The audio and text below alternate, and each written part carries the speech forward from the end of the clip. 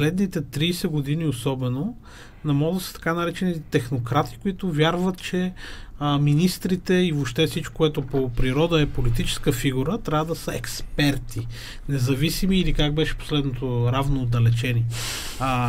Това е абсолютно антитеза на всичко политическо.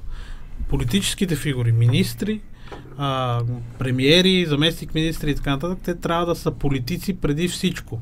Хубаво е, разбира се, да имат експертиза в дадена област, но администрацията е тази, която трябва да са експертите. Така се наричат буквално длъжностите там.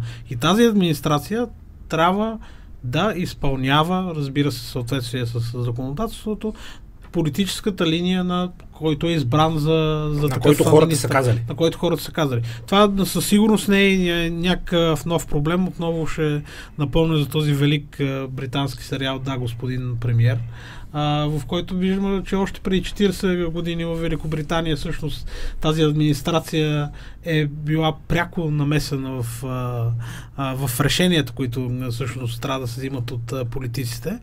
Така че това овластяване на хора, които не са избрани от никого или нямат никаква друга демократична легитимност, не е нещо ново.